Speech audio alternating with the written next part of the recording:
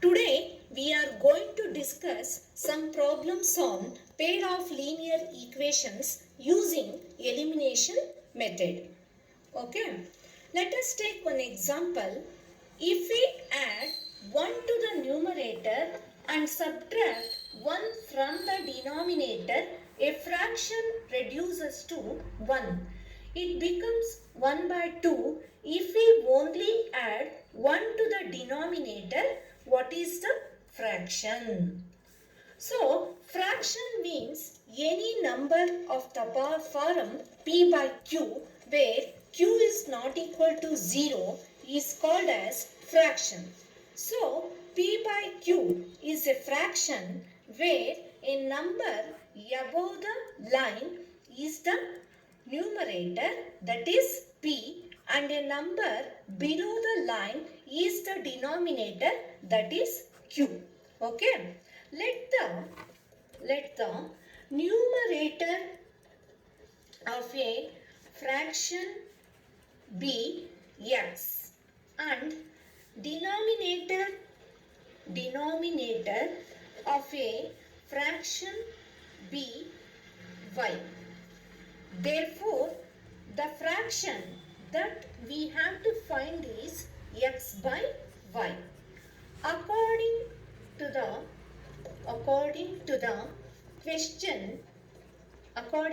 question, add 1 to this numerator, that is x plus 1, and subtract 1 from denominator, that is y minus 1. Then the fraction reduces to 1, that is x plus 1 divided by y minus 1 is equal to 1. Consider this as equation number 1. Similarly, this fraction, that is x by y, becomes 1 by 2 if we add 1 to the denominator, that is y plus 1, and numerator remains unchanged. That is x by y plus 1 is equal to 1 by 2 according to question. Consider this as equation 2. According to the conditions given here, we have formed the equation. Now, let us reduce this equation and then we find out the x and y value by elimination method. From equation 1, that is x plus 1 by y minus 1 is equal to 1. Send this y minus 1 to RHS, it will come to the numerator. That is x plus 1 is equal to 1 into y minus 1. Now remove the bracket, that is x plus 1 is equal to 1 into y is y minus 1 into 1 is 1. Let us send all variables to LHS and constants to RHS. That is x minus y is equal to minus 1 plus 1 becomes minus 1. So, x minus y is equal to minus 1 minus 1. Add with minus 1, that is minus 2. Consider this as equation 3. Okay. Similarly, let us solve equation 2 by cross multiplication. That is, equation 2 is x by y plus 1 is equal to 1 by 2. So, on cross multiplication, we will get 2 into x is equal to 1 into y plus 1. 2 into x is equal to 1 into y plus 1. That is 2x is equal to y plus 1. Once again, send all variables to LHS and constant to RHS. That is 2x minus y is equal to 1. That is, consider this as equation number 4. Now, let us apply the elimination method to equation 3 and 4 and and find out x and y value. Observe this equation 3 and 4. Coefficient of y is 1, which is equal. Therefore, eliminate y from these two equations. Okay. Let us write down the equations. That is x minus y is equal to minus 2 and 2x minus y is equal to 1. Subtract equation 3 and 4. Subtract equation 3 and 4. That is plus becomes minus. This is plus and minus. So plus x minus 2x, that is minus 1x. We had to subtract with a greater number sign. Minus y plus y will get cancelled, and minus 2 minus 1, that is minus 3. Therefore, x is equal to 3. Minus minus get cancelled. Minus minus will get cancelled. Substitute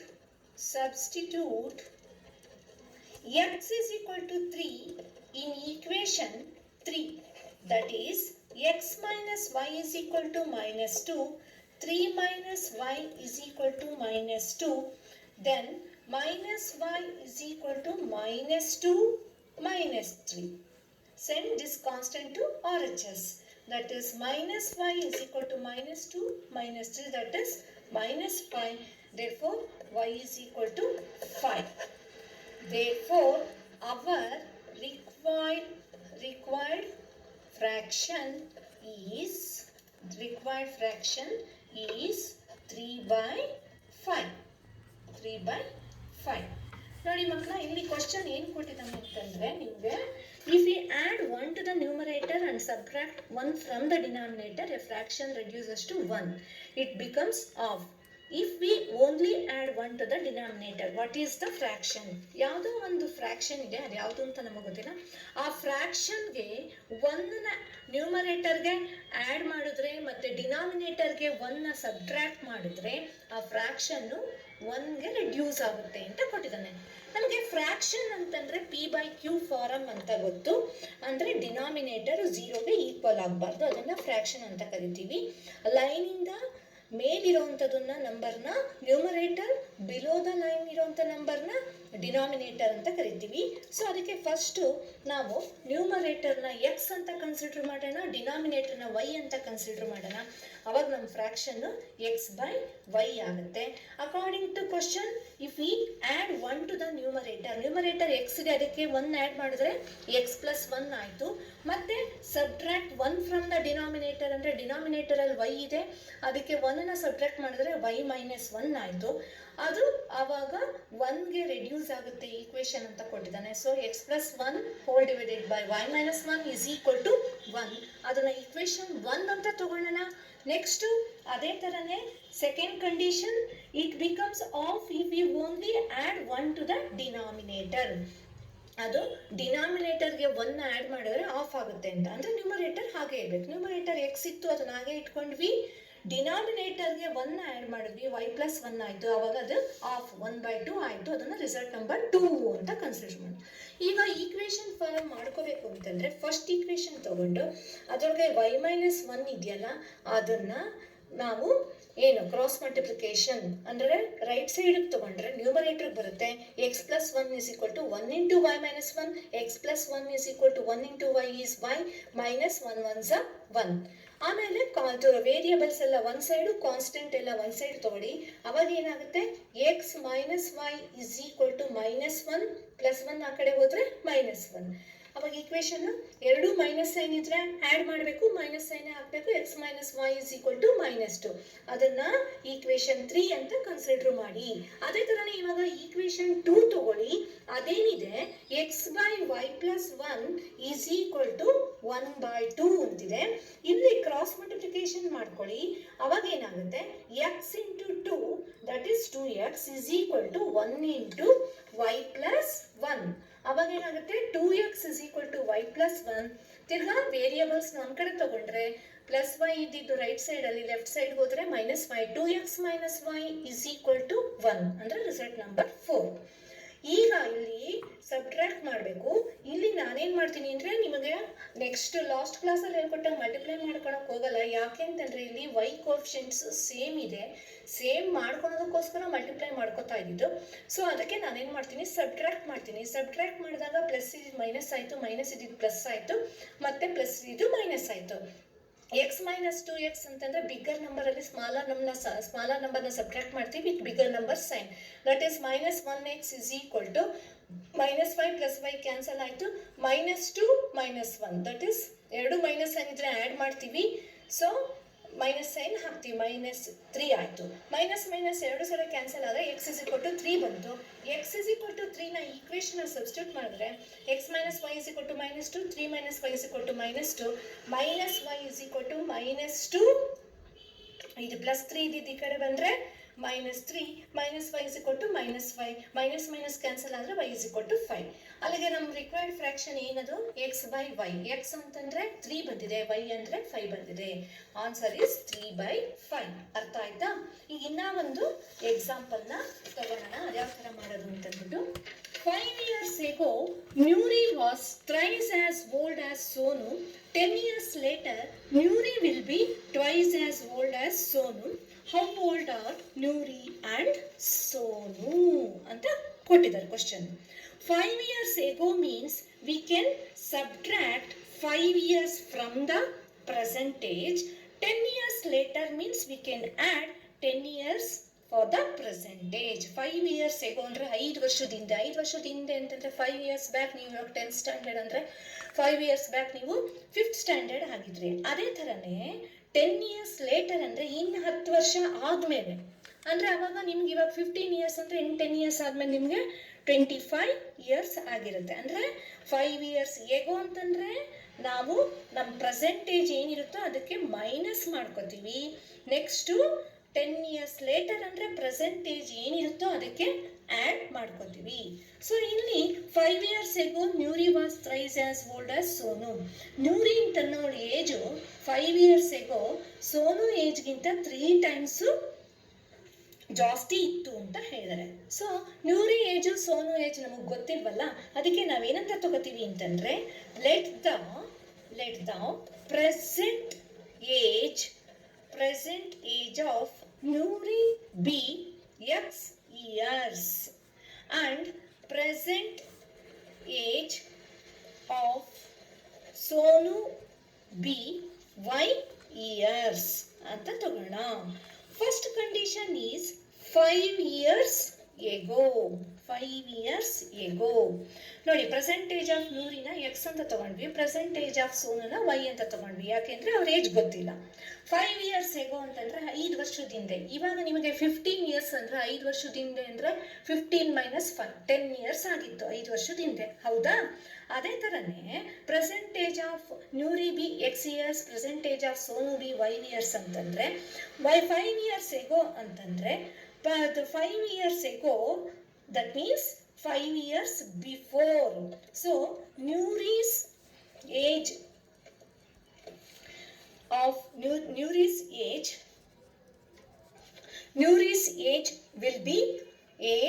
will be x minus 5 years.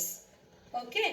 Similarly, Sonu's age will be y minus 5 years.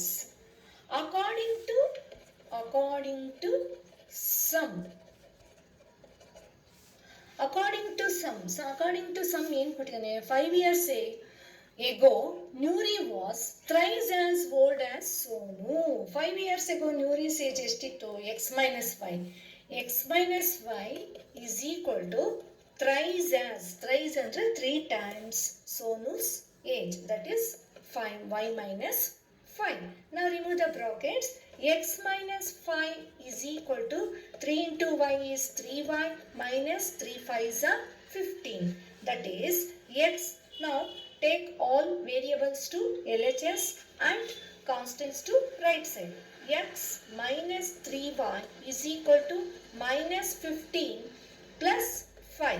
that is x minus 3y is equal to minus 10. ನೋಡಿ present age ನೂರಿದು x years, present age of Sonu y years ಅಂತ ತಗೊಂಡ್ರೆ 5 years ago ಅಂತಂದರೆ 5 years before, ಅಂದರೆ ಈ ಪ್ರೆಸೆಂಟೇಜ್ಗಿಂತ 5 ವರ್ಷ ಹಿಂದೆ. ಅಂದರೆ ನ್ಯೂರಿ ಏಜ್ ಪ್ರೆಸೆಂಟೇಜ್ ಎಕ್ಸ್ ಇದ್ದರೆ 5 ವರ್ಷ ಹಿಂದೆ ಏನಾಗುತ್ತೆ ಎಕ್ಸ್ ಮೈನಸ್ 5. ಯಾಕೆ ಅಂತಂದರೆ ಅದೇಗೆ ಮಿಸ್ ಅಂದರೆ ನಿಮ್ಮದು 15 years ಇದ್ದರೆ ಇವಾಗ 5 ವರ್ಷದ ಹಿಂದೆ ನೀವು ಎಷ್ಟು ವರ್ಷ ಆಗಿತ್ತು 10, ಅಂದರೆ 15 minus 5 is 10 ತಾನೆ, ಆ ಥರ. ಅದೇ ಥರನೇ ಸೋನು ಸೇಜ್ ಏನಾಯಿತು y minus 5.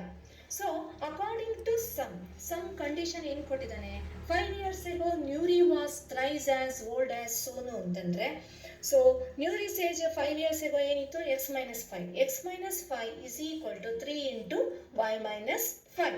So x minus 5 is equal to 3 into y is 3y minus 3 5s are 15. ಈಗ ವೇರಿಯಬಲ್ಸ್ ಎಲ್ಲ ಒಂದು ಸೈಡ್ ತಗೊಳ್ಳಿ, ಪ್ಲಸ್ 3y ಲೆಫ್ಟ್ಗೆ ಹೋದರೆ ಮೈನಸ್ 3y ಆಗುತ್ತೆ, ಮೈನಸ್ 5 ರೈಟಿಗೆ ಬಂದರೆ ಪ್ಲಸ್ 5 ಆಗುತ್ತೆ. So X minus 3y is equal to minus 15 plus 5 ಅಂದರೆ ಒಂದು ಪ್ಲಸ್ಸು ಒಂದು ಮೈನಸ್ ಇದ್ರೆ ಸಬ್ಟ್ರಾಕ್ಟ್ ಮಾಡಬೇಕು, ಆದರೆ ಅದಕ್ಕೆ ಬಿಗ್ಗರ್ ನಂಬರ್ ಸೈನ್ ಹಾಕಬೇಕು. So minus 15 plus 5 is minus 10. Consider this as equation 1. So our second condition is 10 years later. 10 years later. 10 years later ಅಂದರೆ ಇನ್ನು 10 ವರ್ಷ ಆದಮೇಲೆ. ಈಗ ಇವಾಗ ನಿಮಗೆ 15 years ಅಂತಂದರೆ ಇನ್ನು 10 ವರ್ಷ ಆದಮೇಲೆ ನಿಮ್ಗೇನಾಗುತ್ತೆ 10 years ಎಕ್ಸ್ಟ್ರಾ ಆಗುತ್ತೆ ತಾನೆ, 25 years ಆಗುತ್ತೆ ತಾನೆ. ಅದೇ ಥರನೇ ಇಲ್ಲೂ ಕೂಡ 10 years ಲೇಟರ್. 10 years ಲೇಟರ್ ಏನಾಯಿತು, 10 years ಲೇಟರ್ ಅಂತಂದರೆ ಅವಾಗ Nuri's age is equal to x plus 10 and Sonu's age is equal to y plus 10. In 10 years ಆದಮೇಲೆ ನ್ಯೂರೀಸ್ ಏಜು ಏನಾಗುತ್ತೆ ಎಕ್ಸ್ ಪ್ಲಸ್ 10 ಆಗುತ್ತೆ and Sonu's age will be y plus 10 years. ಹೌದಾ? So according to sum 10 years later Nuri will be twice as old as Sonu. ಅಂದರೆ 10 years later Nuri's age will be x plus 10 years and Sonu's age will be y plus 10 years. According to some, 10 years later Nuri will be twice as old as Sonu. Nuri 10 years later admele Nuri's age ಏನಾಗಿತ್ತು x plus 10, which is equal to twice, that is 2 times old as Sonu, that is y plus 10. Now remove the brackets. X plus 10 is equal to 2 into y is 2y plus 2 tens are 20. X, now taking all variables to LHS and constants to right side, that is 2 x minus 2y is equal to 20 minus 10. X minus 2y is equal to 10. This is result number 2. ನೋಡಿ 10 years later ಅಂತಂದರೆ ಇನ್ನು 10 ವರ್ಷ ಆದಮೇಲೆ ನಿಮ್ಮ age increase ಆಗುತ್ತೆ ತಾನೆ. ಇವಾಗ 15 ಇದ್ದರೆ ಇನ್ನು 10 ವರ್ಷ ಆದಮೇಲೆ 25 ಆಗುತ್ತೆ, ಇನ್ನು ಆ್ಯಡ್ ಅಪ್. ಅದೇ ಥರನೇ ನ್ಯೂರಿಸ್ ಏಜ್ ಎಕ್ಸ್ ಇದ್ದಿದ್ದು ಇನ್ನು 10 ವರ್ಷ ಆದಮೇಲೆ ಎಕ್ಸ್ ಪ್ಲಸ್ 10 ಆಯಿತು. ಸೋನೂಸ್ ಏಜ್ ವೈ ಇದ್ದಿದ್ದು ವೈ ಪ್ಲಸ್ 10 ಆಯಿತು. 10 ವರ್ಷ ಆದಮೇಲೆ ನ್ಯೂರಿಸ್ ಏಜು ಸೋನೂಸ್ ಏಜ್ಗಿಂತ ಡಬಲ್ ಆಗಿರುತ್ತೆ ಅಂತ ಕೊಟ್ಟಿದ್ದಾನೆ. ಸೊ ನ್ಯೂರಿಸ್ ಏಜ್ ಏನಿತ್ತು X plus 10 is equal to 2 times Sonu's age, that is y plus 10. Now remove the brackets. X plus 10 is equal to 2y plus 20, that is ಮತ್ತೆ variables ಎಲ್ಲ ಲೆಫ್ಟಿಗೆ ತಗೊಳ್ಳಿ, ಕಾನ್ಸ್ಟೆಂಟ್ಸ್ನ ರೈಟಿಗೆ ತಗೊಳ್ಳಿ. x minus 2y is equal to 20 plus 10 ಈ ಕಡೆ ಬಂದರೆ minus 10, x minus 2y is equal to 10. ಈಗ equation 1 and 2. So here the observe this equation 1 and 2, coefficient of x is 1. Therefore, we will try to eliminate this x variable. So, that is x minus 3y is equal to minus 10 and x minus 2y is equal to 10. Subtract equation 1 and 2. That is minus plus minus. X minus x cancel, minus 3y plus 2y that is minus 1y is equal to minus 10 that is minus 20. So minus sign will get cancelled. Y is equal to 20. Now substitute y is equal to 20 in equation 1, that is x minus 3y is equal to minus 10. X minus 3 into 20 is equal to minus 10, that is x minus 60 is equal to minus 10, that is x is equal to minus 10 plus 60, x is equal to 50. Therefore, Nuri's present age is 50 years and Sonu's present age is 20 years old. ನೋಡಿ 10 years ಆದಮೇಲೆ age ಏನಾಯ್ತು ಅವ್ರದ್ದು x plus 10, Nuri's age ಸೋನೂಸ್ದು y plus 10 ಆಯಿತು. According to some double ಆಗುತ್ತೆ ನ್ಯೂರಿಸ್ age ಸೋನೂಸ್ ಏಜ್ಗಿಂತ ಅಂತ ಕೊಟ್ಟಿದ್ರು. X plus 10 is equal to 2 into y plus 10. ಅದನ್ನು ಸಿಂಪ್ಲಿಫೈ ಮಾಡಿದ್ರೆ ಎಕ್ಸ್ ಮೈನಸ್ 2ವೈ ಇಸ್ ಈಕ್ವಲ್ ಟು 10 ಬಂತು. Result number 2. 1 and 2 equation observe ಮಾಡಿದಾಗ ಎಕ್ಸ್ ಕೋಎಫಿಷಿಯೆಂಟ್ ಸೇಮ್ ಇತ್ತು, ಅದಕ್ಕೆ ನಾವು ಸಬ್ಟ್ರಾಕ್ಟ್ ಮಾಡಿದ್ವಿ. ಸಬ್ಟ್ರಾಕ್ಟ್ ಮಾಡಿದಾಗ ಎಕ್ಸ್ ಎಕ್ಸ್ ಕ್ಯಾನ್ಸಲ್ ಆಯಿತು. ಮೈನಸ್ 3y ಪ್ಲಸ್ 2y ಅಂತಂದರೆ minus 1y is equal to minus 10 ಅಂದರೆ ಎರಡು ಮೈನಸ್ ಸೈನ್ ಇದ್ರೆ ಆ್ಯಡ್ ಮಾಡಬೇಕು, ಅವಾಗ ಮೈನಸ್ ಸೈನ್ ಹಾಕಬೇಕು, ಮೈನಸ್ 20 ಆಯಿತು. ಮೈನಸ್ ಮೈನಸ್ ಕ್ಯಾನ್ಸಲ್ ಆದರೆ y is equal to 20. y is equal to 20 equation 1 ಅಲ್ಲಿ ಸಬ್ಸ್ಟಿಟ್ಯೂಟ್ ಮಾಡ್ತೀರಾ, ಅವಾಗ x minus 3y is equal to minus 10. x minus 3 into 20 is equal to minus 10. x minus 60 is equal to minus 10. x is equal to minus 10 plus 60, x is equal to 50.